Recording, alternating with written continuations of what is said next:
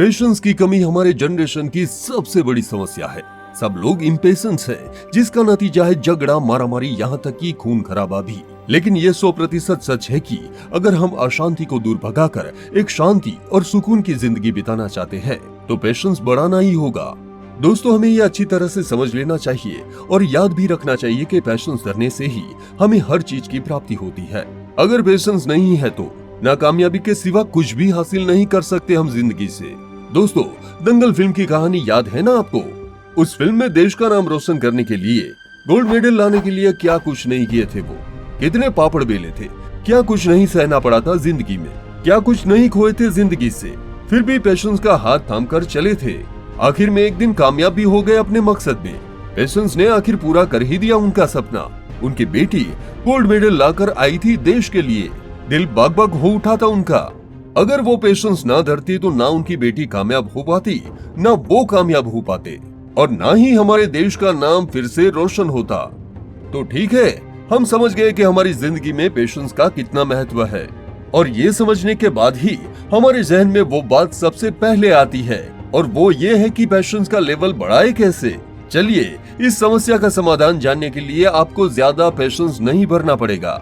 हम अभी के अभी आपको सब कुछ ठीक से समझा देते हैं। तो चलिए शुरू करते हैं। नंबर 1 पर है, सबसे पहले कारण को ढूंढिए। देखिए दोस्तों, ये तो तय है ना कि कुछ भी बेवजह नहीं होता। हर चीज का कोई ना कोई कारण जरूर होता है। तो सबसे पहले शांत मन से आप सोचकर देखिए कि किस वजह से आप अपना पेशेंस खो देते हैं। अगर कारण का पता चला तो फल का विनाश करना बहुत ही आसान हो जाता है। जनरली देखा गया है कि धीरज खोने के 3 कारण होते हैं। एक कारण आपके अंदर छुपा होता है, दूसरा कारण कोई एक बंदा या बंदी और तीसरा कारण है सिचुएशन। लेकिन यकीन मानिए दोस्तों, कारण कोई भी हो, उसको दूर करने का काम अपने मन से शुरू होता है और खत्म भी आपके मन में ही होता है। मान लीजिए कि आप अपनी करंट रियलिटी से खुश नहीं है। जो कुछ आप जिंदगी में पाना चाहते हैं वो आपको नहीं मिल रहा है, इसीलिए आप अपने आप से नाखुश है। आप सब कुछ हासिल करने के लिए कोशिश किए जा रहे हैं लेकिन कामयाब नहीं हो पा रहे हैं, इसलिए आप पेशेंस खो देते हैं। तो घबराइए नहीं, इसका हल भी है। जो कुछ आप हासिल नहीं कर पाए उनके बारे में भूल जाइए और जो कुछ हासिल कर चुके हैं उसके बारे में सोचिए। सोचकर देखिए कि जो कुछ आपको मिल चुका है, कितने लोग उन सबको पाने के बारे में सपने में भी नहीं देख सकते। जी हाँ, ये सोचकर थैंकफुल रहिए, ग्रेटफुल रहिए। अब सोचिए कि जो कुछ आप हासिल कर चुके हैं और उन्हें हासिल करने के लिए आपको पेशेंस भरना पड़ा था ना, तो फिर अभी आपको किन चीजों की मांग है वो भी आपको जरूर मिलेगी। लेकिन उसके लिए आपको थोड़ा सा धीरज और धरना पड़ेगा और पेशेंस से ही अपनी काबिलियत को थोड़ा और बढ़ाना पड़ेगा। और फिर भी अगर ना मिले तो सोच लीजिएगा कि वो चीज आपके लिए बनी ही नहीं है।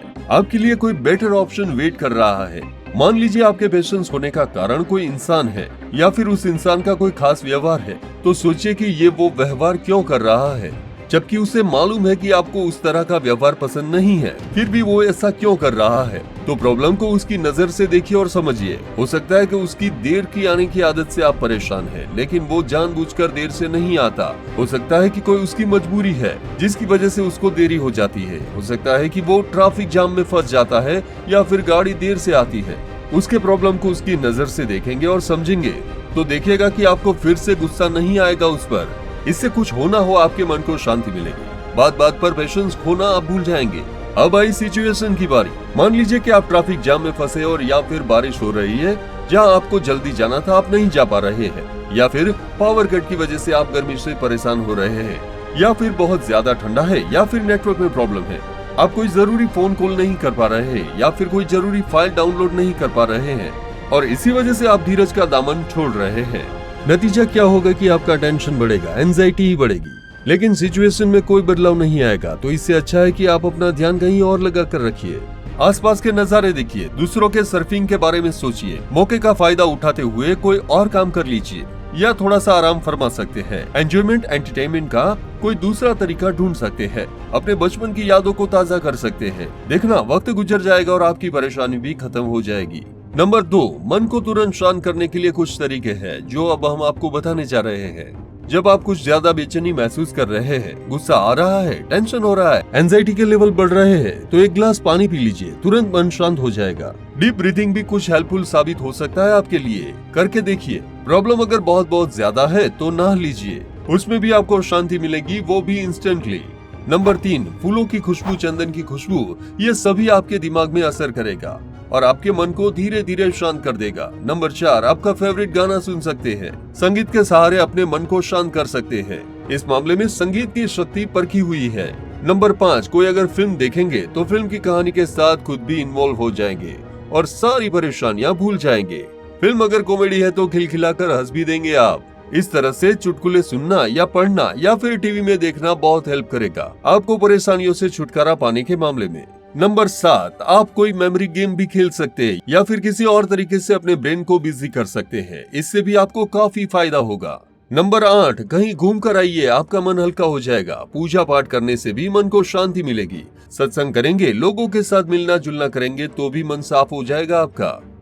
नंबर 9, लॉन्ग लास्टिंग रिजल्ट्स के लिए आपको कुछ खास तरीकों को अपनाना पड़ेगा। अगर आप रेगुलरली मेडिटेशन करेंगे तो शांत रहना, पेशेंस का ना खोना आपके स्वभाव का एक हिस्सा बन जाएगा। नेचर के साथ जुड़े रहिए, फिर देखना कि नेचर का शांत स्वभाव आप में भी समा जाएगा। नंबर 10, अपने हाथों से बीज बोए, रोज उसमें पानी डालिए, आपके सामने पौधा निकलेगा। धीरे धीरे वो पौधा बड़ा हो जाएगा, फूल देने लगेगा, फिर फल भी देने लगेगा और आप अनजाने में ही धीरे धीरे धैर्यशील बनते जाएंगे।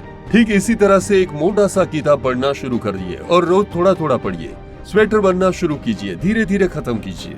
पेंटिंग बनाना शुरू कीजिए, जब काम आपका खत्म हो जाएगा तब आप पहले से भी ज्यादा धैर्यशील बन जाएंगे। नंबर 11, फुर्सत निकालकर छोटे छोटे बच्चों के साथ छोटे छोटे कदमों से चलने का नजारा देखिए। समुद्र में उठने वाली लहरों को गिनते रहिए, बारिश के बूंदों को देखते रहिए, आसमान की तरफ देखिए, बादलों को गौर से देखते रहिए। याद रखिए, पेशेंस को बढ़ाना भी पेशेंस का ही काम है। पेशेंस से काम लीजिए, धीरे धीरे पेशेंस को बढ़ाइए। इस मामले में कम से कम पेशेंस को मत खोइएगा। देखना, धीरे धीरे आपका पेशेंस लेवल जरूर से बढ़ जाएगा। अगर आपको पेशेंस के साथ साथ खुद को कैसे प्रोफेशनल इंसान बनाना है तो आप नीचे वाली वीडियो को देख सकते हैं। धन्यवाद।